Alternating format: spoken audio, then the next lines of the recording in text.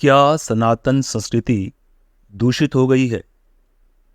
क्या हम ऐसे समाज में जी रहे हैं जो विदेशी आक्रमणकारियों के द्वारा लाए गए रीति रिवाजों से मिलकर बना है? क्या हम सच में एक मिश्रित व्यवस्था के अंदर जीते हुए ऐसा महसूस कर रहे हैं कि हम सनातनी लोग हैं, हम हिंदू विशुद्ध परंपराओं का पालन कर रहे हैं? क्या इस्लाम की परंपराएं हमने मान ली हैं या क्रिश्चियनिटी का प्रभाव हम पर पड़ गया है? ये प्रश्न लगातार ऐसे लोगों द्वारा प्रसारित किए जा रहे हैं जिनका यह मानना है कि हम अपनी मूल व्यक्तित्व की जो विशेषताएं हैं वे खो चुके हैं। ये समझना तभी संभव है कि जब हम अपनी सनातन परंपराओं को जानें और समझें। व्यक्ति समय के अनुकूल कभी कभी व्यवहार करता है। मान लीजिए आप किसी विशेष व्यवस्था के अंदर पहुंच जाते हैं और उस व्यवस्था के अपने नियम हैं, तो आप कुछ समय बाद जब उस व्यवस्था से बाहर आते हैं, आप फिर स्वयं पहले जैसे हो जाते हैं, या फिर कभी कभी यूँ लगता है कि हाँ, इस व्यवस्था के अंदर कुछ बेहतर बातें थी जो हम स्वीकार कर लेते हैं। इन परिवर्तनों को परिवर्तन कहना या फिर इन्हें यह कहना कि हमने स्वयं अपनी ही व्यवस्था में कुछ और बातों को जोड़ा है। साथ ही साथ यह कहना कि क्या हमने कुछ विशेष बातों को त्याग दिया। अब सबसे बड़ी जो उदाहरण की हमारे सामने जो साक्ष्य है और जो घटना है वो सती प्रथा को लेकर है कि एक समय में सती प्रथा हुआ करती थी और सती प्रथा के पश्चात जब अंग्रेज आए तो राजा राममोहन राय जी के प्रयासों से सती प्रथा को रोक दिया गया। परंतु क्या यह सती प्रथा हमारी वैदिक संस्कृति का हिस्सा थी? सती होने का हमारे कुछ ग्रंथों में उल्लेख है और सती होने की परंपरा तो हमने देखा कि अभी कुछ एक वर्ष पहले कहें तो शायद 20-25 वर्ष पहले हमने फिर राजस्थान में रूप कंवर का एक ऐसा दुखद हादसा देखा कि जहां पर एक युवा स्त्री पति के साथ सती हुई और लोगों ने उसको देवी के रूप में मान लिया। परंतु क्या ये प्रथाएं हमारे समाज का हिस्सा थी? तो आप पाएंगे ये प्रथाएं समाज का हिस्सा नहीं थी। यद्यपि ऐसी मान्यता थी कि यदि पति की मृत्यु हो जाए तो पत्नी को अपने पति के साथ चिता में जल जाने से स्वर्ग की प्राप्ति होती है। अब आप यहां देखें, भगवान राम की माताएं जो थी, वे माताएं जो दशरथ की पत्नियां भी थी, परंतु दशरथ जी की मृत्यु के पश्चात वे सती नहीं हुई।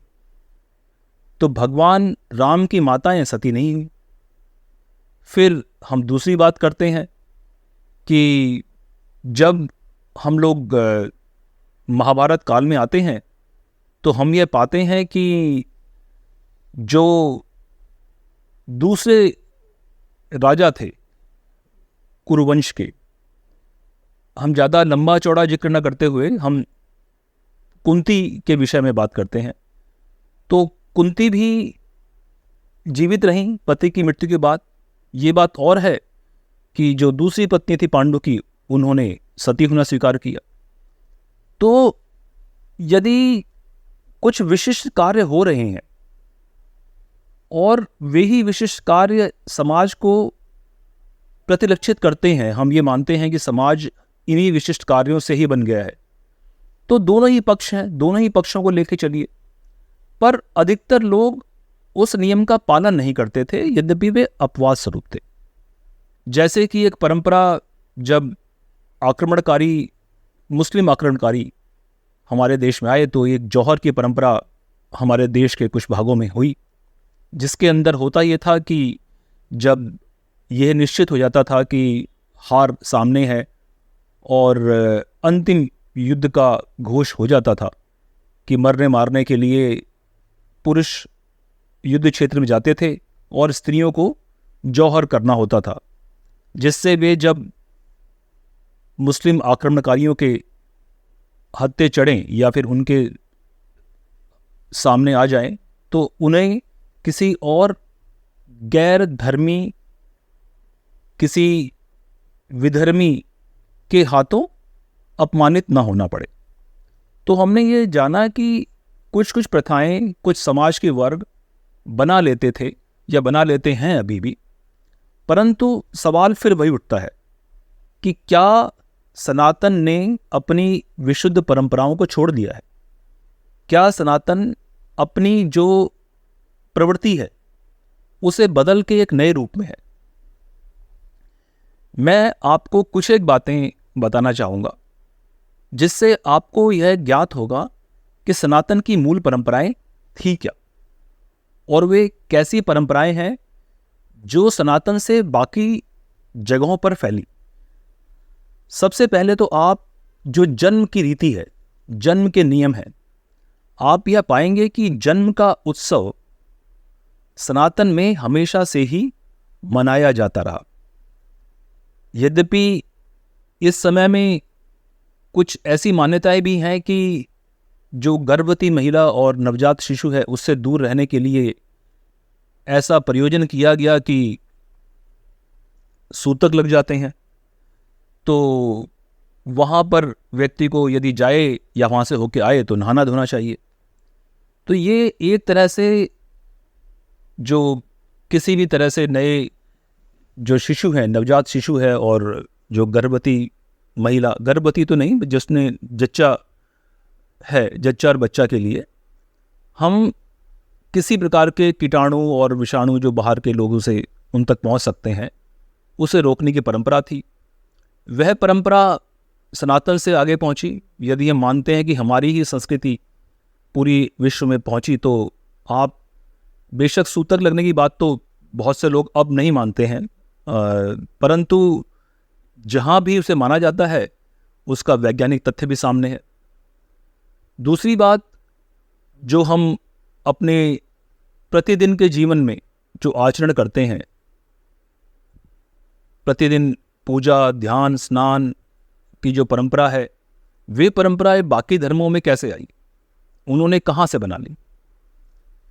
साथ ही साथ विवाह की परंपरा, जो हमारे सनातन का एक बहुत ही बड़ा योगदान है इस विश्व को, विवाह की परंपराएं लगभग वही परंपरा रही। हमारे यहाँ पर वैदिक परंपरा से होते विवाह, राक्षस विवाह, गंधर्व विवाह, हम जानते हैं अलग अलग प्रकार के विवाह हुए, और वही विवाह की परंपराएं आप दूसरे धर्मों में देखते हैं। उसी प्रकार जब हम जीवन की बात करते हैं, हमारा जीवन जो पारिवारिक नियमों के आधार पर और साथ ही साथ हमारा जीवन जो सामाजिक दायित्वों के आधार पर वर्गीकृत हो गया है, आप पाएंगे कि सभी संस्कृतियों ने उसी को अपनाया। वही पारिवारिक नियम धार्मिक आधार पर और वैसे ही सामाजिक नियम धार्मिक आधार पर तमाम संस्कृतियां अपनाती रहीं। उन्होंने अपने धर्म में उसको आत्मसात किया।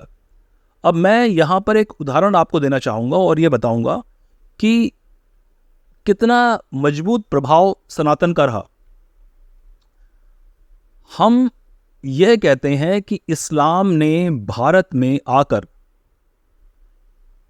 अपना प्रभाव डाला, जिससे भारत के हिंदुओं का इस्लामीकरण हो गया। परंतु आप जानते हैं, सत्यता यह है कि इस्लाम का सनातनीकरण हुआ इस क्षेत्र में। पहले तो जिस प्रकार इस्लाम जहाँ जहाँ पर युद्ध करते हुए फैला, उन्होंने पूरे समाज को, पूरे क्षेत्र को इस्लामी कर दिया, परंतु भारत में ऐसा न कर पाए। भारत में वे हमेशा से ही माइनॉरिटी ही रहे, जबकि उनका एक लंबा इतिहास रहा कि वे यहाँ पर शासक के रूप में रहे। और शासक जो है वो राजा आपस में एक दूसरे को हराते थे।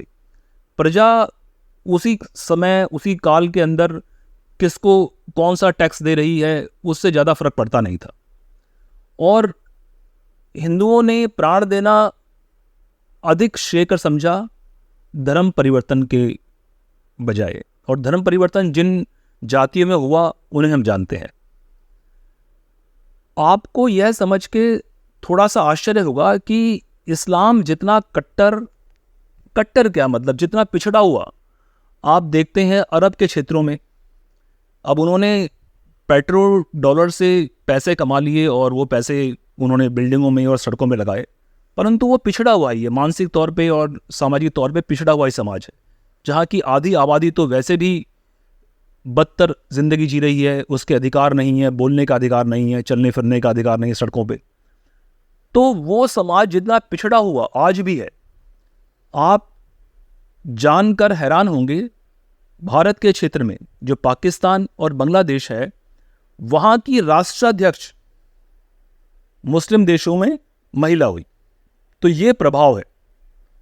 आप कितना भी इन लोगों ने स्वयं को पिछड़ा बनाने की कोशिश की, परंतु यहाँ की महिलाएं और यहाँ के लोग अभी भी भारतीय सनातन परंपरा से प्रभावित हैं।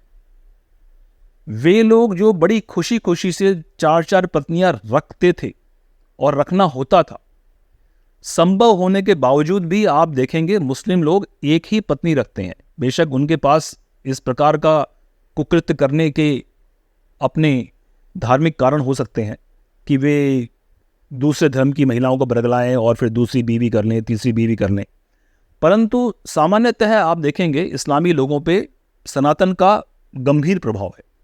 और क्या हिंदू लोग, सनातनी लोग, क्या ये 2-2 विवाह नहीं कर रहे हैं? ये भी कर रहे हैं, करते रहे हैं। हिंदू विवाह जो अधिनियम है उसके अंतर्गत ये जरूरी किया गया कि हिंदू एक विवाह करे, परंतु उससे पहले तो धर्म के तौर पे हमारे यहाँ पर भी आप देखते हैं कि विवाह अधिक होते थे। तो आप ये पाएंगे कि सनातन का प्रभाव सभी धर्मों पे पड़ा।